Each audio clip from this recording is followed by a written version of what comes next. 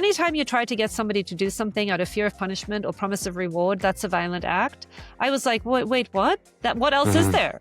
I'm a trained educator. That's all I do. That's behavior management. What are you talking about? That's how the world works. That's all there is. It was a pretty big paradigm shift to start moving into a world where we're not doing things because we're scared or because we're wanting external approval, but we're actually living from a place where we are really deeply connected to our intrinsic motivations, one of which is to contribute to the well-being of other people, including ourselves. It's a very big paradigm shift when you begin living from that internal place rather than managing the world outside of you all the time.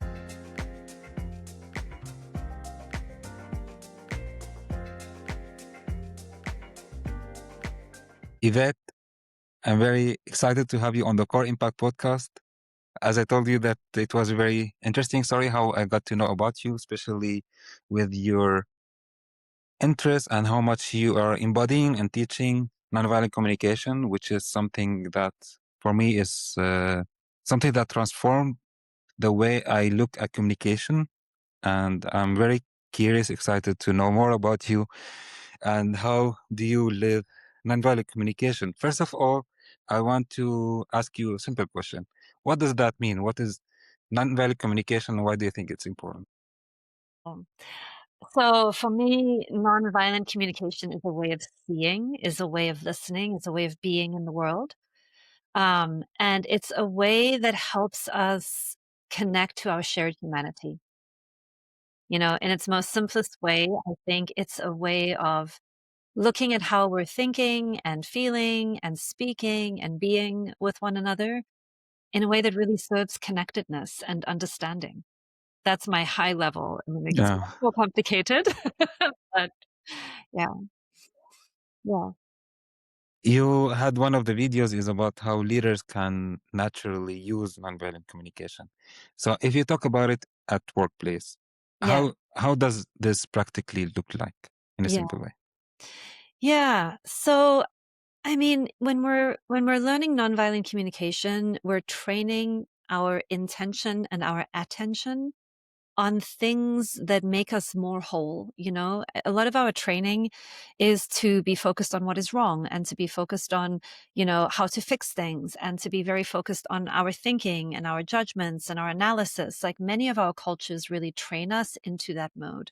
And I think when we're bringing in the tools of something like nonviolent communication, we're looking for how do we actually show up as whole, authentic human beings with other whole and authentic human beings? And then how do we create a quality of connection between people so that more trust, more collaboration, more creativity, more teamwork, more results at work is possible? And, nonviolent communication, I'll just say a whole bunch of things and you can figure out where you want to go. But typically, because it brings in a lot of feeling-based language, it doesn't translate well in its early stages in a workplace that is culturally it's not really that normative to do what we think of as therapy speak. And so, when people initially try to bring something like nonviolent communication into a workplace, there are often quite a bunch of obstacles because talking about, well, how did that make you feel? Isn't really in alignment with why we're all working together. And we don't all want intimate, close, therapy-oriented relationships at work. And so what we end up doing in the way that I work with nonviolent communication at work, because it's in everything that I do, is we talk a little bit about the fact that everything that human beings do, every behavior that you see on your team or with a boss or with somebody you're supervising or somebody that you're working with, all of their behaviors are driven by a deep human need that they have. And when we can begin getting curious around the need that they are trying to meet, we can join them a little bit more completely in their world and in what's important to them and in what matters to them. And we can begin building bridges and stepping stones over to getting them to also care about what might be important to us. And we build bridges moving forward together, to meet everybody's needs as much as we are able. And another thing we often talk about is how it's enough for me to care about what you're needing, I don't have to be able to give you what you're needing. Mm, It doesn't mean that just because you really need more rest today, and this is why you're so irritable, that I can say as an employer, well, go and take a 5-hour nap and meet your needs for rest and then come back to work. But I mm, can care about it. I can say, oh, I get it. So you're mm, having a bad day. You're under resourced today. You're not at full capacity today. That's helpful for me to understand. What's going to help as we move forward in this week? So when people feel like they are being dealt with as a human being, with dignity, with some empathy, and with a focus on solutions and what will move us forward without negating you or asking you to cut off parts of yourself, that kind of care goes a very, very long way in building trust, in building teams, in building goodwill, in building resilience. Yeah, mm, how's that landing? There's so much more, but I'm going to pause and just find out how that lands on you and what you think about that. mm. I find it interesting, Yvette. I mean, there are so many things I could comment on, but one of them, the last one, and now connecting with some previous guests that I have, two guests actually said almost the same thing, that what's the difference between empathy and compassion? So I feel, okay, let me now be aware. When I say I feel, I don't think. I It's think, okay. or I guess that Yes. nonviolent communication, or my understanding of nonviolent communication, it talks more about empathy more than compassion. My assumption, at least until now. And what they say is empathy is a bit of what I understood from you also, that empathy is about how can I feel the other person, Mhm. and it is the way, it's the first step. Compassion usually, it's about then doing something about it. And what I understand from you, it we don't always have to be compassionate in this sense, let's say. I don't know if you agree with this anyway. But the first step is the most important thing. When we can feel others, then we can build bridges and understand so many things, and then we see what do we want to fix. We don't have, or we work on together. We don't have to fix everything. Is this right? What I understood? I think many people use different words to mean different things. Mm, And so on the one hand, I'm going to say, yes, if that's how people are using the words and that's what they mean by them, great. I think for me, if I were going to clarify how those terms live inside of me, mm, I would say that for me, compassion is the ability to notice, name, and identify suffering, coupled with the desire to alleviate the suffering. For me, it is a practice of the heart. And it is a care for human suffering, an ability to be with suffering and to open my heart in the face of suffering and to want to do something healing. Um, and often that's about being present and about being willing to sit with pain. So I think about compassion as a fundamental mindset that we bring to everything that we're doing, an attitude of compassion. I care about your suffering. I would like to alleviate it. I don't get any joy out of your suffering. There are people on the planet who get a lot of joy out of other people's suffering, non compassion. And then I would think for myself as empathy as one of the tools of compassion. And in nonviolent communication, they have a very, very particular definition of empathy, or a very particular, maybe not the definition, but a practice of empathy in nonviolent communication in that framework means attending to what is alive in a person, what somebody might be feeling, like being able to read their emotional state. Are they more irritated? Are they more afraid? Are they more agitated? Are they relaxed? Like what is alive in their system? uh, And then connecting that aliveness, being able to name it accurately, and then connecting it to what need it tells us about. So, for example, I can see that you're really hungry. I wonder if you need some food. It looks like you're feeling thirsty. I wonder if you need some fluid. It looks like you're feeling tired. I wonder if you need some rest. So, in nonviolent communication, what we're trying to do is tune into the aliveness of the human and then wondering about what that aliveness tells us about the need that is met or unmet. And then the compassionate action is caring about what would help meet that need. to alleviate the suffering. How does that land on you?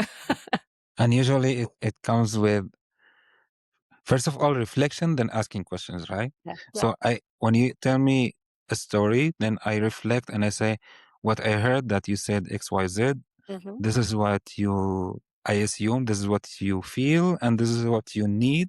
Mm-hmm. And then from there, is this right? And then we see what we can do about it. Yeah. What would Yeah. help? Yeah. Yeah. We don't worry about what is wrong. We don't need to worry too much about analyzing it or trying to identify what's wrong with you or what's wrong with me. Or we just look at what's working and not working. And this is where it's very effective in the workplace, right? Mm, We're very strategic. mm, What's working and what's not working, what's meeting mm, people's needs, and then what will help. mm. Yeah. There is something very important that you said, that it also brings results at work in the end. Like, we are not only talking about kind of just being compassionate, or Mm-hmm. you say whatever, love people, and Mm-hmm. Mm-hmm. think about all their emotions, and so just Mm-hmm. to just be a loving person only. Yeah. But also, this will automatically lead to more connection, and automatically also more results, performance, profit, and so on. Absolutely. You get much more performance when you're working with a team of people who generally like and respect one another, who trust one another's good intentions, and who can think creatively and problem solve together without taking things very personally or leading Mm, with all of their defensiveness and all of their mm, bracing and all of their, agitation. It makes for much better workplaces. You have better retention, you have more creativity, you do better problem solving, you're enjoying yourself more. You mm, mm. know? Mhm. While you are listening to the Core Impact podcast, please take a moment to pause and share with me. How do you feel? Are you enjoying the conversation, feeling inspired, or something else? I would love to know your feelings in the comments. Yvette, if I talk about, let's say, the formula of Yep. nonviolent communication, Yep. it's about four things, and Yep. you can correct me. The first one is about observation. Let's say I want to talk to someone, and especially if we want to have a hard discussion, let's say, I can make it much easier by, first of all, observing what's happening, then share my feelings, then I say, what do I need? Mm-hmm. And ending it with a request. Is this okay? So, would you Beautiful. like, yeah, would you like to expand on it like on your own words? Because I have, on each step, I have a question I'd like to Okay. ask you. I'll say back what you said in my own words as you requested. So the first step is learning how to neutrally observe what's happening around you and to be able to track the data without adding meaning to it, Hmm, even though your mind is always going to have meaning making going on. So it's really about having like dual processing. Oh, I think that they're mad at me, but what I'm noticing is that they didn't answer my question. Well, I can separate out, oh, they didn't answer my question. My mind is telling me that they're mad at me. This is my interpretation. This is the thing that actually happened. So I get very good at just being able to see both of those things happening inside of me. They no longer live as if they're the same thing. The first one, I think it's very important to what you just said, differentiate between the observation and the judgment. Because let's say you say I noticed that you are chaotic, for example, at work. Mm-hmm. This is a judgment. This is not observation. That doesn't tell me anything. Oh, I noticed that we should have jumped from, for example, from one point to another in the meeting, and this is what we agreed on. And then we moved directly to point number 4, and before starting from the first 3, for example. This is an observation, right? Yes. Yes. Yes. Yeah. Yes, exactly. And think about the difference. If I said to you, listen, hey, hold on a second. In this meeting, we started with agenda number 1, and then we skipped down here to number 4, and now we're on, 3.2. I'm feeling a little confused what's happening. I need a little Mm, bit more structure. You're going to respond to that very differently than if I say, you are so chaotic in how you run meetings. I wish you could just be more organized. You're so disorganized. It's impossible to follow you. You're going to have a very different reaction to me when I make it about your personality, your style, who you are, and how your way of being isn't working for me, then if I'm describing some things that happen and then show you what it is that I might be needing, you're more likely to be generous about that. Yeah, it's never a guarantee. People will often say, but what if that sounds patronizing? Or what if that sounds condescending? Well, then you get feedback and you adjust to it. Mhm, Well, human relationships is always about attuning to how it's landing on that particular person and then adjusting to it. mhm. Yeah. Uh, so Yes. the second one, you're talking about the feelings also on your own words. Yeah. So, yeah, the feelings are really about what I often say, at least in a workplace, if that's really what we're thinking about a lot, is sometimes I'm going to use the second piece internally and not externally. I'm going to be aware of, wow, I'm beginning to get a little bit irritated. I don't Mm, need to tell you that, but I need to know mm, that. Or, ooh, I think something's going on with you. That they look angry, they look upset, they look disappointed, or I think there were tears coming up that they were holding back. Maybe they're sad, or maybe like sometimes at work, naming it is too intimate. mm, But working with it anyway, consciously, is very, very strategic. If I can see something is happening for somebody on my team, I'm leading a team and I can see somebody is glitchy, then I'm not just going to barrel ahead with assuming that we're all fine. I might in that moment use that information. I'm feeling a little uncomfortable. It looks like this person, I'm losing them. I don't quite know what's going on. I can feel the feelings in the room are not quite aligned. Hey, you guys, let's take a 5-minute break. Everybody go get a cup of coffee, some tea. Hey, Sally, can I just check in with you for a sec? mm, Right? I can use it to inform my care. It can inform my pacing. I'm using my feelings as part of my own intuitive data about whether a group is with me or not, whether people are just saying yes, fine, but I can see that it's not fine. Right? So I don't have to say, are you feeling suspicious and wary right now? Like people, sometimes they don't need it named in that way. So the feeling one is really about a lot of internal guidance and also self management. And it also helps us work with nervous system states in the room. You get the best performance out of people when they are in a state of relaxed alertness. When the energy falls too low and people are going into some kind of collapse and overwhelm, or the energy is getting too high and they're in agitation, we don't get the best performance in either of those places. So it's mm. a way of also just regulating what is this group of people needing? What is this team needing? Or what is this person that I'm supervising or working for needing? Yeah. How's that landing for you? The one thing that now came to my mind, a bit apart from nonviolent Um, communication, is the awareness. When you give this example, like I'm leading a team and I notice someone is not there, then I ask for a break and then I talk to this person to be aware also that most people don't like to be confronted in a group. that's Yeah. right. Yeah. That's right. And also, if I'm going to confront somebody, I'm not going to say, I notice your energy is off. What's going on with you? Right? I'm going to say, hey, I thought for a moment that I saw some tears coming up. Did I miss that? Is there anything that you want to talk about? And then when somebody says, no, no, no, I'm fine. Mm, That's fine. I'm not going to push, right? I'm not going to say, oh, no, no, what are you feeling and what are you needing? And tell me more. And you need to be like, no, no, no. I'm just going to say, okay, just know that I'm tuning in. I care. If there is anything, please, is there anything that would get in the way of you being able to talk to me? mm. And the other thing now that it landed on me that at first time actually I hear about it. Yes, it works everywhere. Sometimes you have to adjust it. So Yes, nonviolent communication at work, many people feel it's too intimate, let's say, to talk about feelings with them.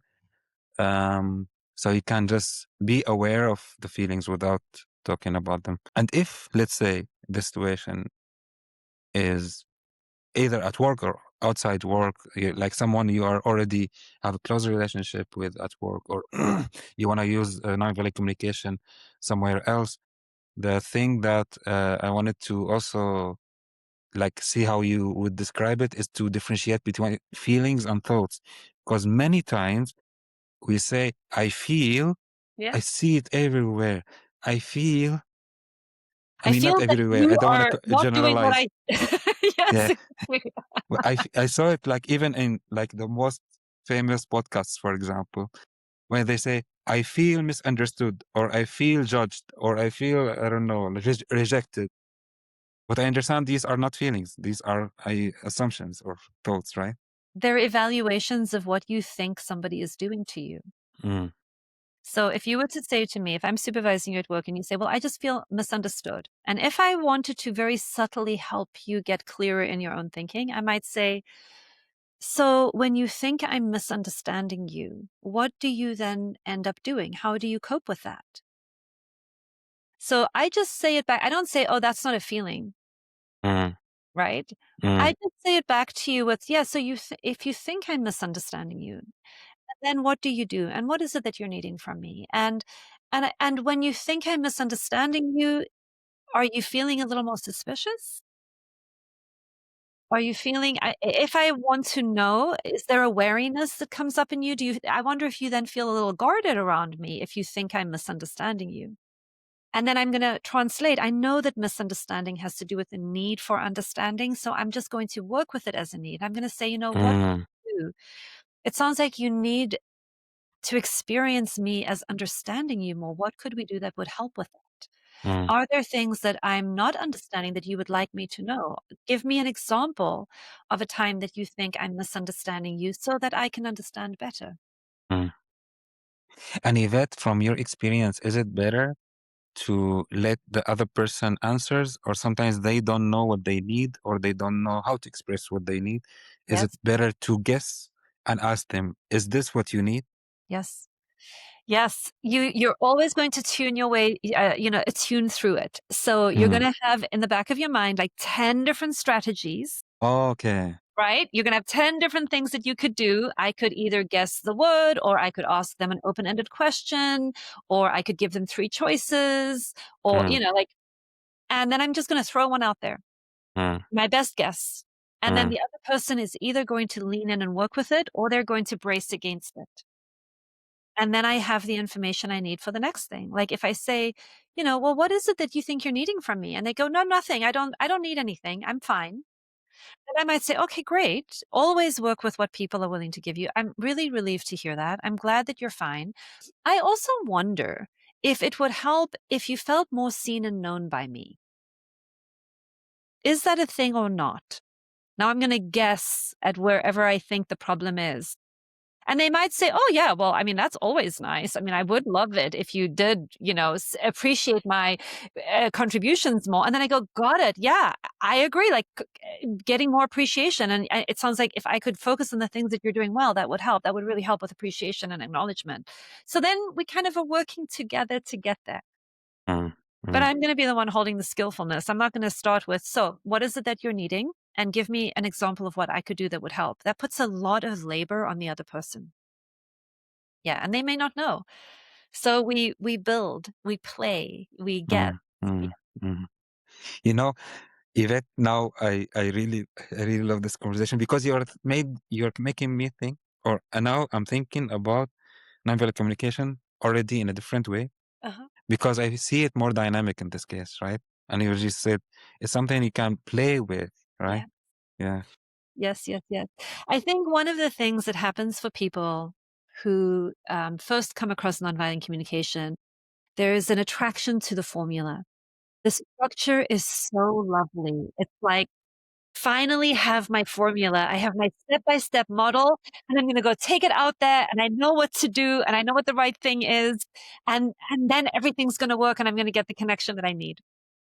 And so when people begin, they speak in a very formulaic way because we're learning to adjust our thinking. And they'll say, when I notice you smiling, I wonder if you're feeling happy and your needs for connection are well met. And how does it feel? Hear me tell you that.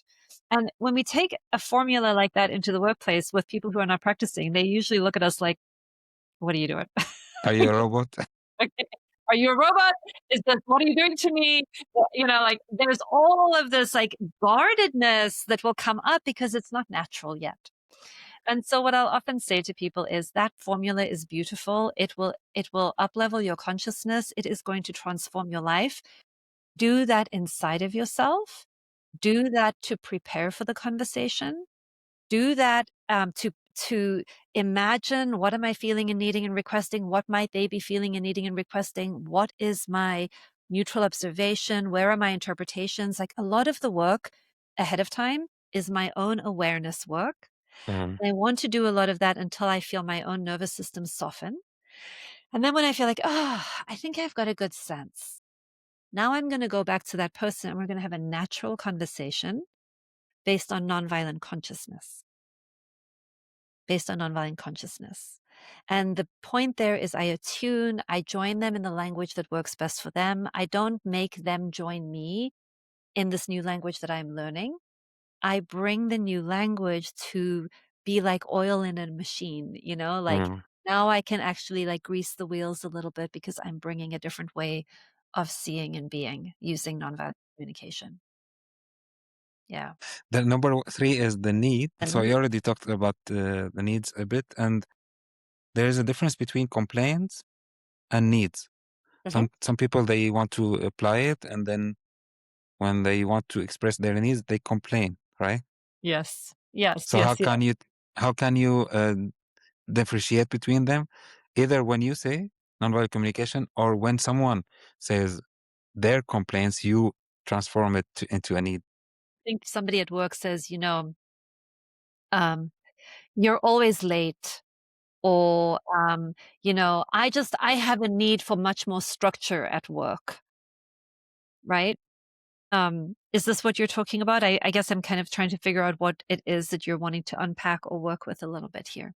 Yeah, sometimes it's even more vague. Like I heard from one of my friends, she got a feedback, and I don't see it as a feedback actually, that she during her probation period, and it was like she talked to me on Monday. I remember she told me this, and then on Tuesday she told me that she was laid off. And when she told me about the feedback, she said they said that I am too much. I am too much. So how would we work with that from a nonviolent perspective? If somebody said to me, Yvette, you're too much, Mm. and they lead with this complaint about me, this evaluation of me. And if I was going to be skillful in that moment, I might say, beginning with, can you give me an example of when I'm too much? What is it that I'm doing? What is it that I'm saying? What am I not doing? What am I not saying? So I want to support the other person first in helping me see what they are seeing. Because what they're doing is they're leading with their conclusion, but I still need information about what too much means in this cultural context. Because in another cultural context, my too much here might be not enough there. It's always going to depend on the collection of people that I'm with. My not enough there is, you know what I mean? Like it's relative. So if they say, you know, in the last meeting, we met for an hour and you spoke 45 minutes, then I can be like, okay, so I'm not attending to airtime. You would like a lot of other people to be weighing in and I'm using up a lot of airtime. Is that what we're talking about? Yes. Okay, I can do something about that. Now I understand. Okay. Got it. You want more now, if I'm listening for the needs, you want more equity, you want more inclusion, you want a little bit more silence, you want more spaciousness. And in my enthusiasm, I'm just so excited about this project. I get all worked up and I just want to contribute and contribute and contribute. When I'm doing that, I'm not attuning to what the rest of the group might be needing. Thank you for the feedback. I can work with that. I can do something about that. What would help? Now, if I'm not practicing nonviolent communication and somebody comes to me and says, you're just too much, I'm either going to blame them. Mm. Well, you obviously aren't strong enough. Well, you obviously are too little. Well, if you think I'm too much, I mean, what's wrong with you? Like, how is this too much? I'm doing normal work here, and you can't handle it, right? So I'm going to either blame the other person, or if I have less self-esteem, I might turn on myself and say, I Mm. I am too much. This is a wrong Mm, fit. I'm a mm, terrible employee. I always, I'm too domineering. I'm too much for people. I should just work as an accountant. I don't know why I even bother with teams. And then I start judging myself, and then I go down on myself, and I can move into shame or helplessness or depression or anxiety, or the other way. And then I'm like, no, wait a minute. That's not right. It's not me. It's them. Right. And this is where we get so stuck. Is it me? Is it them? Who's wrong? It's not generative, it doesn't actually help us, it doesn't move us forward together, and it's not accurate information. mm, mm. Yeah. Is that getting a little bit at what you were asking? Yeah, sorry. Yes, yes. Yeah. And now I'm thinking also on the other side. So we talk about complaints or like attacking people in a way, let's say, or generalizing in this Mm, case. mhm. There's the other one, which is, so you say, for example, if you say you don't know how to communicate, or you have to be to learn empathy or so. Okay, this Yeah. is a complaint. But even the other way, if I say you are wonderful, you are Mhm, fantastic, you mhm. are great, Yeah, these are yeah. also not information. This is not No, giving me anything that's specific. right. But at the same time, here I can't talk about, okay, what does this person trying to tell me? What do they need when they tell me this? So I can make it more, Yeah, for yeah. me, something that I know. How am I helping these people, or why they enjoy being around me? So I know how to do more of this, right? Yes, Yeah. exactly. I get that all the time. People will be like, "I just love your work." And then I'll say, "What exactly do you love?" Not Mm, because I'm trying to fish for a compliment, but because I do so many different things. I don't know, what is it, the thing, and then somebody will say, when you work with somebody live and you just unpacked this, this, this, and this. Then I'm like, okay, so it's really helpful to you when I break down a big situation into smaller parts and help you understand all the different things that are mapping onto it. Yes. And then that's such good information for me, because then I'm like, okay, I'm going to do more of that. Whereas if somebody else said, I just love how you never interfere and you let people talk all the time. And I hear all the stories from all the other people and you don't get in the way. Then I'm like, oh, okay. So then maybe I want to be doing more of that. But I want mm, to understand what it is that the person is finding valuable. Otherwise, it's not useful information to me. mm. Yeah. Yeah. The last one, which for me so far, I found it the most challenging, which is asking, when I ask as a request and not as a demand or an order. Yeah. What do Yep. you think about it? Yeah. Yeah. Yeah. Yeah. I think the skill of asking for what you want without being attached to an outcome is a lifelong practice. Mm, But it is one of the most important ones, because sometimes people will show up in nonviolent communication and they'll say, well, I noticed that you arrived 15 minutes after our agreed upon time, and I am feeling upset, and I have a need for predictability, and would you be willing to always show up on time from here on out? Right? So we begin by using requests to kind of exert force over the rest of the world, to try and teach everybody else how to be different, so that the conditions line up perfectly for our preferences. And that's not really the spirit of nonviolent communication. mm, It's not about changing all the conditions around you so that you never have negative feelings. It's much more about asking the kinds of things that would help us all move forward together while working with life and with other people as they are. It could be something, and so when we ask a request in that same situation, I might say something like, can you tell me a little bit about what's happening for you when it's past 8 o'clock and we agreed on 8 and it's getting to 8:10, 8:15? What's that like for you? How is that affecting you? Or can you tell me what's getting in the way of us meeting regularly on time? Do we have different values around time and punctuality? Do you have like a half-hour flex period that for you is still on time? Can we build some understanding here? Because I think we're not connecting. Now, I'm not coming at you with some idea that the way you're doing it is wrong and the way that I'm doing it is right. And I'm not mm, coming at it with the idea that unless it goes the way that I think is right, this isn't going to work. I'm actually coming with curiosity. I want to build understanding. I want you to care about how it's impacting me. I also want to care about what it's like for you. And then the two of us will negotiate a solution together that holds us both and what we're each needing and how we might be different with care. And so, asking for what you want in a culture where you're not really taught how to do that is a very, very valuable skill. Yeah. And it comes here, there are so many things. First of all, to have the awareness that there is no law that allows you to control people or to make them do what you want.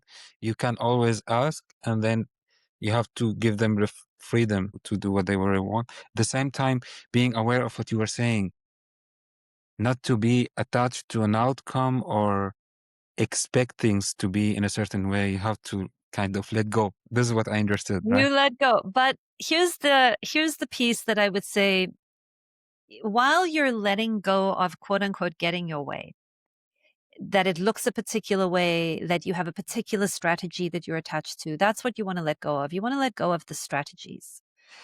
You're not letting go of your values, and you're not letting go of your own boundaries Mm, and your own preferences. So mm, there's a very fine line here. I stay very grounded in my values, in my priorities, in my preferences. I communicate with as much openness with you about who I am and what doesn't work for me. I ask a lot about who you are and what doesn't work for you. And we find out where there's a naturally good fit and where there isn't. And sometimes we discover this isn't a good fit for us. And now we can also talk about like workplace hiring and firing. Like, mm, I'm not here to tell you who and how you should be. I am here to tell you who and how I am, what I need, where I can be flexible, where I'm no longer able to be flexible. Will that work for you? Will it not work for you? Does that in some way infringe upon deep values or beliefs of yours? And we need to sort of walk around that, because it would be a compromise of both of who each of us is to try and give up on something that's important to both of us. But the way that we navigate that conversation is with care and respect. We're not coming at it from a colonial, one culture is better than another point of view. We're really coming from a place of humility and also deep self-knowing. Like, this is how I know I am. mm, If I make I'm just going to use a very simple one. If the workday starts at 8 o'clock and everybody is showing up at 8 o'clock, out of fairness and equity and consistency for everybody, I want everybody here at 8. If there's a extreme circumstance where somebody is late, of course we're going to be generous about that. But you are consistently arriving at 8:45 a.m. and not thinking that this is a big deal. And I want to understand that, because that is not the culture that we are creating here. And those are not the expectations that we have here. Help me understand what's happening for you. And then let's see if we can find a way forward or not.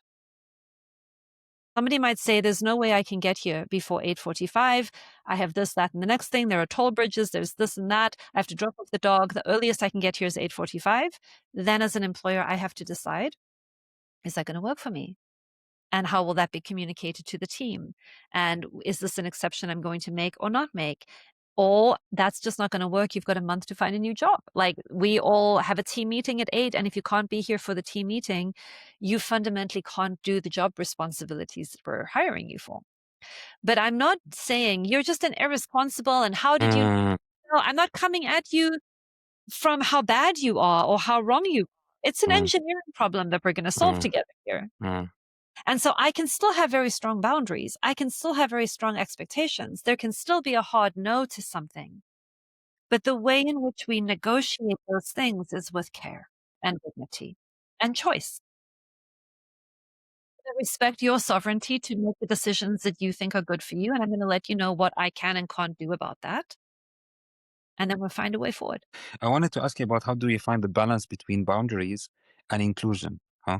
So to include everyone at the same time, to know when to have boundaries, because sometimes we might feel, I mean, that's something that is easy to fall into the confirmation bias, or to think about, like, we want everyone to think like how we think. If they don't, then we have to set boundaries. So or people who look like us, and more into this also, like lots of biases could come out of this. And what I'm understanding from you is the most important thing is to focus on the values here, to see what are my values, what are the values of any other person I'm working with, let's say at the workplace, and then we see, are we matching with our values or not? And that's enough for me to know if I want to set boundaries or not. And in this way, I can include everyone per se, as long as they are aligned with our values here.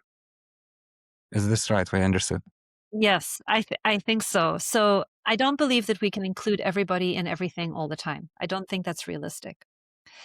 In the same way that, like, if you think about just the wildlife in an ecosystem, we're not going to put a bunch of bunny rabbits in a den with a bunch of wolves and say, get along, you're all included, you're all part of the circle of life, be here and be safe.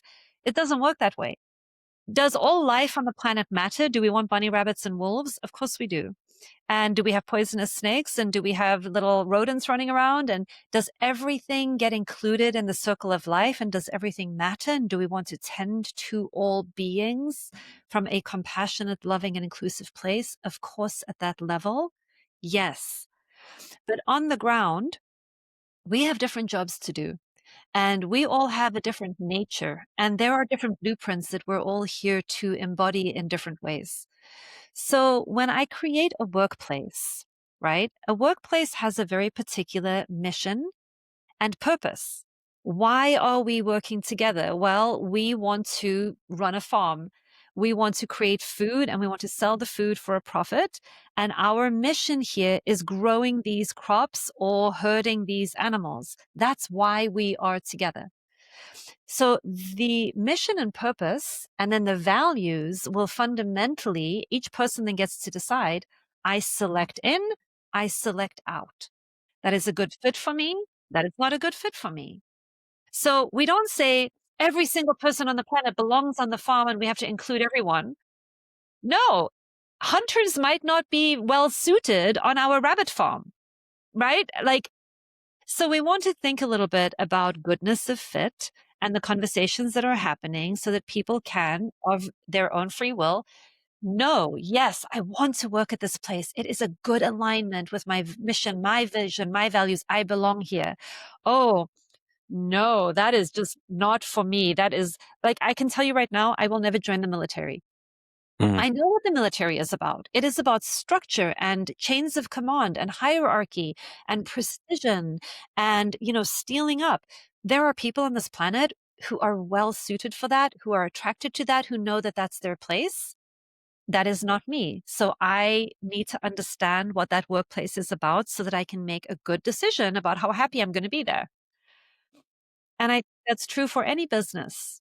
We want to be clear with one another about who we are and what our boundaries are and what our values are. And then we allow people to sort themselves out as self-sovereign, free, choiceful beings.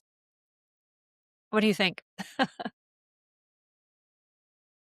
What I understand from inclusion is the ability for everyone to be included, as long as they fit into our values, they have the requirements, what we need, the qualifications. Now we are talking about the workplace again. Yes. And Yes. and that's where we say, okay, we want to have inclusion, for example, for all female to work in a workplace. We talk about gender diversity, or we talk about people from different countries, we talk about different ages, or we talk about so many other things that we are not letting anyone to take this role as long as they have the requirements in this case. So I think about boundaries as a form of humility. It tells you the limits of what I am and am not able to do. And in an ideal world, let's go into more of the sort of diversity things, or let's go into racism or sexism or prejudice for a moment, because that's a slightly different, that you bring in a very important and slightly different topic. In nonviolent communication, we assume the equal worth and dignity of all humans, regardless of identity factors.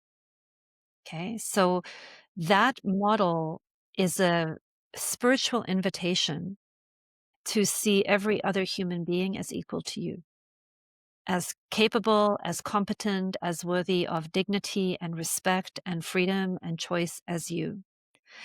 So in that sense, in the inclusion aspect, everyone is included in a certain kind of safety, care, trust, respect, competence. We're very motivated that everyone be treated as human. And then within that, there are many individual differences. We don't want to just assume that a human at every age can do all the same things. There are developmental levels that people go through. And so we also want to be wise at attuning to a developmental stage that a human being might be in. What are they actually able to do or not do? But we don't make that based on identity characteristics. We try as much as we are able to have that be on the inherent humanness of that person. Meaning, you might find a genius 18-year-old who solves math problems much better than a 35-year-old. Age isn't going to make a difference there, talent is. So we're looking at the inside qualities and we're not excluding people based on identity qualities that they are not in control of, that they come preloaded with. Does that make sense?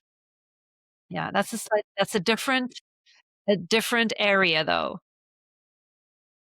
Yvette, what are the biggest misconceptions about nonviolent communication from your view?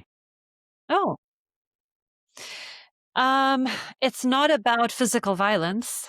Mm, When people hear nonviolent communication, they think of passivity or about being, some people think it has to do with, like domestic abuse. Um, and while those are things that obviously come up in it, we do talk about cycles of abuse and cycles of violence, but violence in this model is a much, much broader definition. In nonviolent communication, we think about violence as any time that I try to get you to do something out of fear of punishment or promise of reward. And when I first heard Marshall Rosenberg say that, like anytime you try to get somebody to do something out of fear of punishment or promise of reward, that's a violent act. I was like, wait, what? What else is mm, there? mm, I'm a trained educator. That's all I do. That's behavior management. What are you talking about? That's how mm. the world works. That's all there is. So it was a pretty big paradigm shift to start moving into a world where we're not doing things because we're scared or because we're wanting external approval, but we're actually living from a place where we are really deeply connected to our intrinsic motivations, one of which is to contribute to the well-being of other people, including ourselves. It's a very big paradigm shift when you begin living from that internal place rather than managing the world outside of you. What else have you come across as a misconception?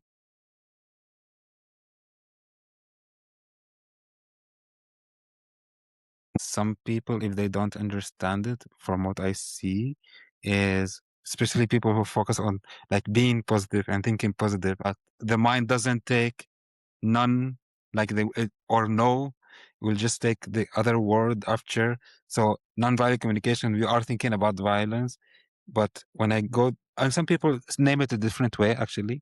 So the professor Catherine Koster, she was a guest in the podcast. She says also as an alternative, needs-based communication.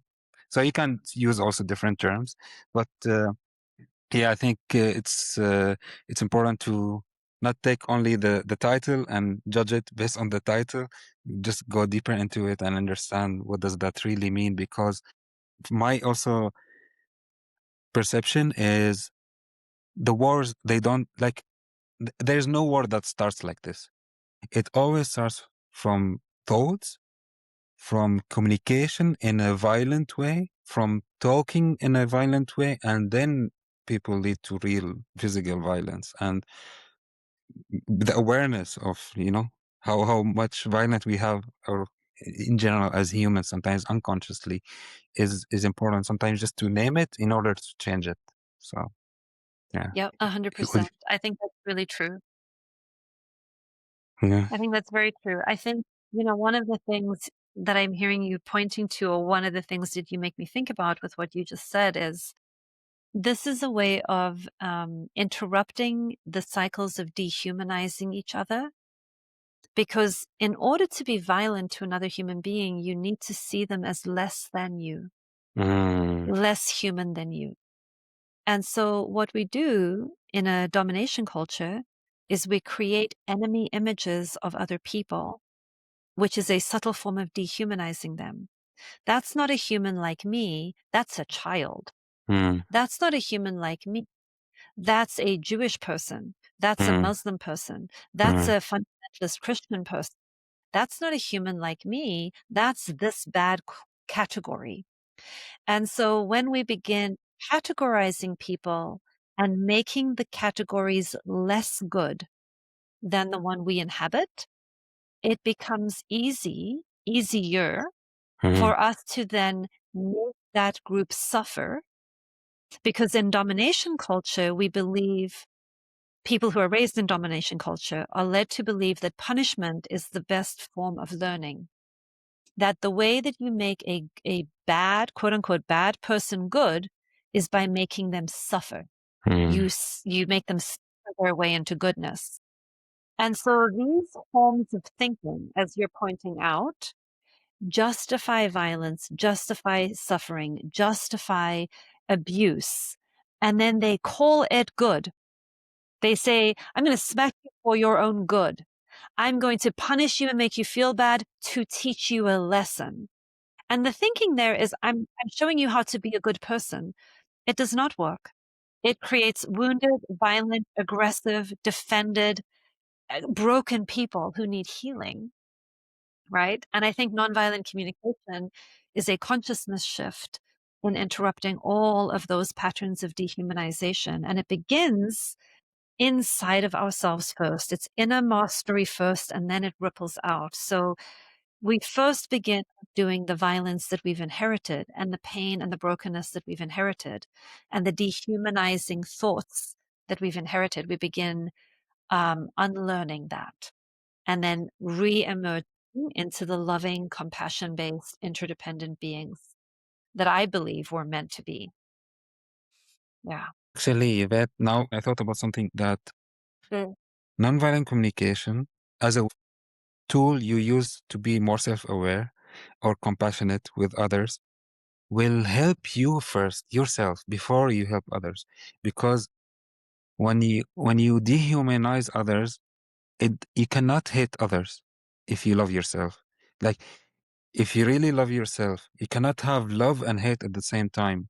When you hate others, when you put others in any kind of boxes that you're saying based on any stereotyping on any basis, and then doing any harm to them, it doesn't happen if you don't have some wounds that you haven't healed from, right?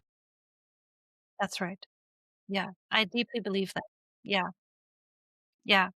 I think that anything that I do to you is something that I've given myself permission to do to me. And when I stop doing these things to me, or I stop thinking it's okay to do it to me, I suddenly also feel protective of you. I don't want to keep bringing into the world that which I'm trying to stop and heal from. So, if there are parts of me that I think are terrible and bad and wrong, and I don't want to acknowledge them, psychologically, I project them onto you. And then I Mm, try to fix them in you when actually mm, it's an unhealed part of me. mm. Yeah. There's one question that came to my mind now. What do you think about how much the whole changes in the world, including AI and more other things, the whole development in the world? Like, how do you see this affecting human connection in the future? Yeah. I give this a lot of thought. I have no clear answers on this, but I will say this. I think about a scalpel in the hands of a heart surgeon, and I think about a scalpel in the hands of a serial murderer. Mm, The same tool can be used to save a life and to take a life. When I think about human beings facing massive leaps in technology, the technology itself feels to me like a tool. The consciousness of the person using that tool is going to determine whether it is used for good, for interdependence, for healing, for solving massive world problems, for serving humanity, or whether it will be hoarded and used and misused to dehumanize, control, enslave, disenfranchise, hurt people. I think the magnitude of harm that can be done is exponentially bigger than it's ever been. But I also think that the magnitude of potential good that could come from it is exponentially bigger. I don't know which way it's going to go. I want to believe in the goodness of human beings. So a lot of my work and a lot of what I do in the world is helping people get grounded in their goodness so that they will use these tools to save lives, to heal, to understand trauma, to undo domination systems, to create a world in which people's needs can get met, where we can live in peace and well-being together, where we can solve massive medical, climate, sustainability issues. Like we have so many tools at our disposal if we use them for good.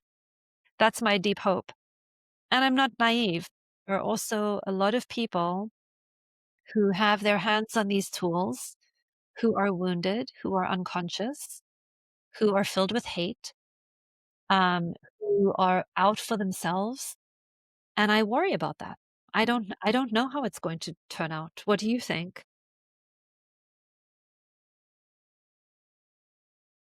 Yeah, I agree with you actually. It's like a knife. You can cook with it or you can hurt another person, right?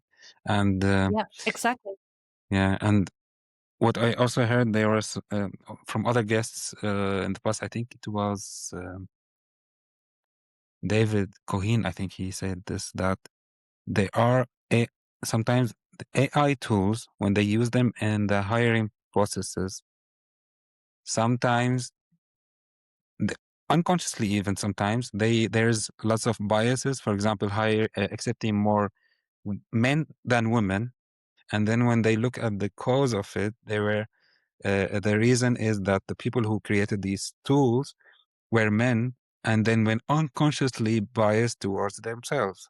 So yeah, I think Yes. there are so many Yeah, things sometimes happens consciously, sometimes even unconsciously. Yeah. 100%. 100%. Yeah. If we could just help people become more conscious, more willing to look at themselves, more aware of themselves, you know, one of the steps there is being able to see myself and not fall into shame, Mm, not fall into guilt or self-doubt or self-judgment. So if there's one thing that I wish everybody on the planet could learn how to do, it would be see themselves honestly and love themselves anyway. mm, You know, it's a very big relief in my own life when I can say, "Oh, I was really selfish in that moment. I can see how selfish I was. I was only thinking about me. I didn't even think about you guys. I'm so sorry. Yes, it was a selfish moment." We need more people who can work with themselves like this, not falling into shame, self-blame, and, "Oh, I'm so terrible," and, "Oh, I'm so bad," but more like, we make mistakes. We're not always aware of everything. We are constantly learning and growing and waking up and wanting to do better. But in order to have that kind of process, we need to be safe with each other. It needs to be okay to not be perfect. It needs to be okay to not be perfectly aware of all aspects of everything all the time. We want to get rid of perfectionism, of performance based, like I have to get it right all the time. You know, my training before I became a psychologist was in education. We want to make learning fun. And to make learning fun, we have to celebrate mistakes. We've got to be like, oh, I got it wrong. Oh, I wasn't paying attention to time and I was late. Oh, I slept too long. I'm so sorry. Like, if we can bring some humility and some care and some graciousness with one another, and I'm learning, oh, that's my trauma. Let me go heal my trauma. I can see how it's really getting in the way here. It gets me completely flooded and reactive. That's mine. I'm going to go work on it. if we can stop making everything so bad, Mm. and we could just help people be human together, I think we'd make a lot more progress as a culture if we could meet one another with this kind of soft place to land so that we could learn, so that we could grow and still be connected and not be excluded and full of shame and judgment. Yeah, that's the world I want to help bring into being. Yeah. I'm curious to hear, Yeah. is there any transformational story that you'd like to share that affected you, shaped you, the way you think,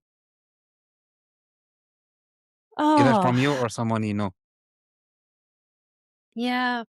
The one that comes to mind was when, there are so many, but this one was really actually it set me on my path, and I'll tell this one because I was living, uh I'm gonna keep it fairly short. I went to a intensive international training in Albuquerque, New Mexico, when Marshall Rosenberg was still alive, because I really wanted to learn directly from him. And so I did a 10-day retreat training with him. And back then, what he would do is, he'd sit in a room of people and then he'd invite people, does anybody have a problem or something they want to talk about? Let me show you how the model works. And then he'd sort of sit in the front of the room and he'd work with somebody. And I was in the audience, but I had left my daughter in a different state with my mother, and she was only like 18 months old at the time. And so I had left my phone on because I felt like I needed to, be available. And during this session that Marshall was having with a friend of mine at the time, my phone went off. And it disrupted the thing that was happening. And the person who was working with Marshall on stage, who was a friend, turned to the audience, didn't know it was me, and really just shouted, like, "Who left their, phone on? Blah, blah, blah. Can't you see I'm up here? How disrespectful." Like, he was very upset about it. And I felt so much shame, and I had turned off my phone quickly, and I left the room because I was so embarrassed, and I felt so much shame. And I went out into the hallway, and I was just judging myself, like, "I can't believe I did that. I'm so terrible. I shouldn't have had this." And then I was also like, "Why would you yell at someone like that? That was so mean." And anyway, so I'm in the Mm. hallway, and then I just started crying. I was so upset by this moment. And one of the other facilitators on this retreat, another, trainer, had followed me out and came out into the hallway and said, "Are you okay?" And I looked at him and I was like, "Yeah, I don't know. I don't know if I'm okay." But I was crying at this point because it was just the stress of the moment, came out. And he said, "Let's go and talk." And we sat down in another room. And he said, "How are you?" And I was like, "I feel so much shame. I'm so embarrassed. I'm so blah, blah, blah." And then he listened. He just reflected back my feelings and my needs and was said, "What else?" And I'm like, "And I can't believe that he yelled at me like this." And he said, "Yes. And it was so jarring in your nervous system. And what else?" And I said, and I don't know why I'm having such a big reaction. I don't know why this is impacting me to such a big degree. Why can't I just get over it? And, why?" And then he'd say, "Yes, you're asking a lot of questions Mm. about what else this is and why you're having a big reaction." He reflected my feelings and needs, and every time he did it, I went a layer deeper and a layer deeper. We went back to I was like, "This is like my father. I think it's because it's like when my father would yell at me and then my father would hit me, and I feel like I'm having all this trauma coming up, and now I'm having all of this grief, and it feels like such a big moment." I sat there with this man for an hour. I cried. I felt like I got such a deep, deep insight into why that one little moment had such a big impact on me. Mm. But most important, not once, not once did the trainer who was sitting with me say, "Yes, that was a bad thing." Not once. Mm. He never said, "Yes, he should never have yelled at you. Yes, you could have had your phone off. Yes, your father was an awful human being and you have trauma history from being abused. Yes." Mm. He did not make anybody. And the fact that he never made anyone in my story bad, and that I felt so deeply seen and known and empathized with, was so transformative for me. I was like, "Oh, there is a way of healing and understanding and processing in which nobody has to be bad and wrong. And I get to the other end of this feeling more loving, more whole, and more healed." Mm. That was the moment when I said, "This is my life's work. This is the Mhm. work that I want to do in the world." Yeah. Yeah. And I then mean, that's what I've been doing ever since. Yeah. and that was the reason. Like since then, you said, This is what I'm gonna do." Yeah. This is what I'm gonna do. I'm committed. I had this experience, and it was really the way that it lives in me was the not forming an alliance with me against anyone else. Uh, Not agreeing with me that I'm a victim of all these bad people or that I'm a bad people that other people are a victim of. It was uh, this ability to sit with the pain, to care about the suffering, to build understanding, and to build resilience and healing in the face of the understanding. There was no sympathy, there was no pity, there was no rescuing.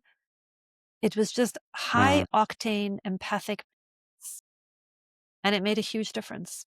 uh. Yeah. Yeah. I mean, I can tell you when you were telling the story, I had goosebumps, and yeah. I mean, I don't know what to say, to be honest, but yeah, thank you for sharing. It was very transformative.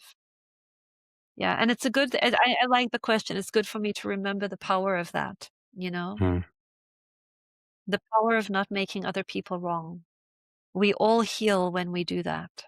mm, And it doesn't mean enabling things, it doesn't mean excusing things, but it does mean bringing a different consciousness to it so that we can heal and remain empowered and remain choiceful and come out stronger from it.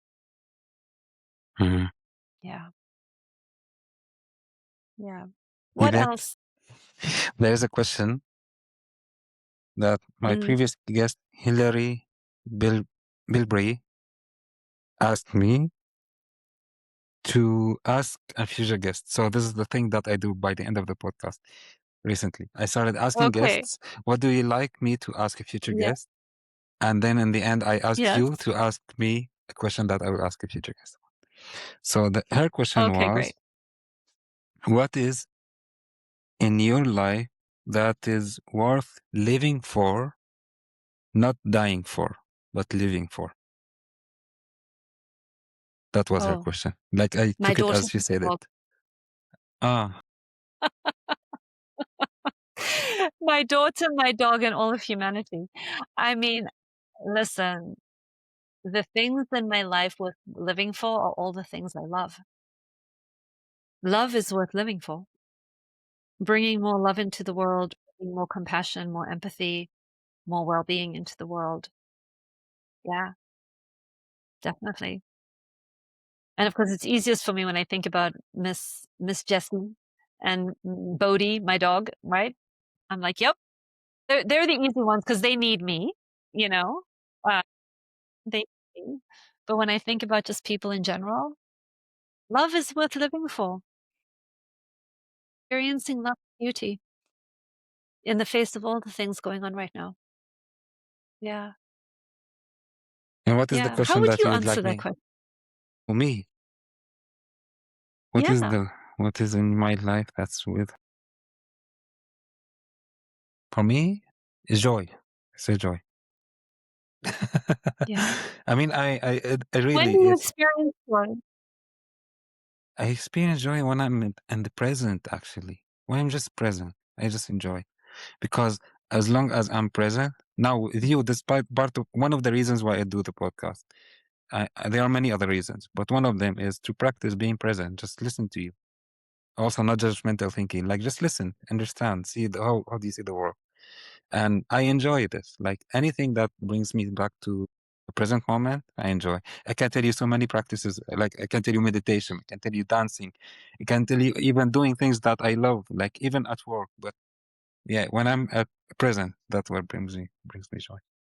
And it's worth.